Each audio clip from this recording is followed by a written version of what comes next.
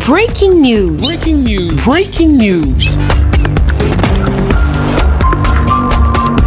Côte d'Ivoire. Pas de répit, la sécurité des Ivoiriens par-dessus tout, un axe majeur du programme présidentiel. La lutte contre le terrorisme s'accentue avec le renforcement des capacités des unités spéciales de défense de l'armée ivoirienne. Merci de rester sur CNN. Breaking news. Breaking news.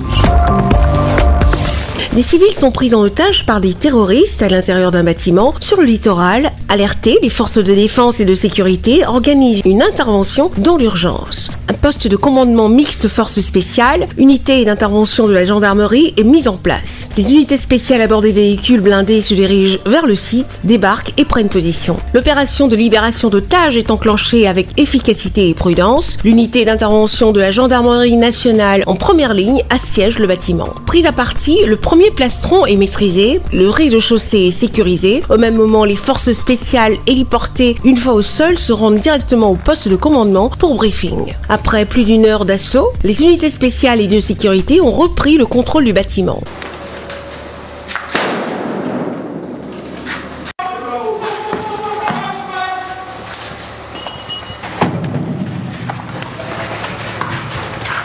À ce stade, 5 terroristes ont été tués, 12 otages ont été libérés et exfiltrés hors de la zone d'opération. L'équipe médicale des sapeurs-pompiers militaires procède à la prise en charge des blessés et l'évacuation. Cet exercice de grande envergure, le premier sur le site de la future Académie internationale de lutte contre le terrorisme, vient mettre en exergue la coordination opérationnelle des unités de forces spéciales ivoiriennes dans une situation de prise d'otage. L'éventail des nouvelles techniques individuelles et collectives nécessaires à la résolution d'une prise d'otage ont été revisité. Le chef d'état-major général des armées, le général Lassina Doumbia, a effectué une visite du site. La lutte contre le terrorisme nécessite l'acquisition de savoir-faire particuliers, notamment pour les unités d'intervention. Et cette acquisition ne peut se faire que par l'entraînement, le drill.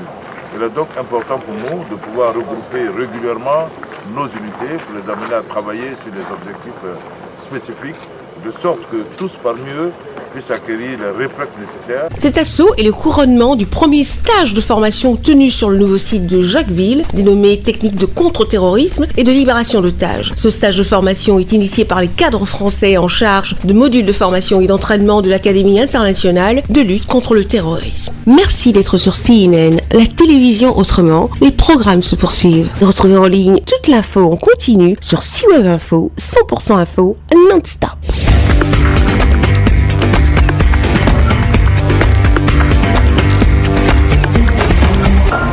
Breaking news. Breaking news. Sur CNN.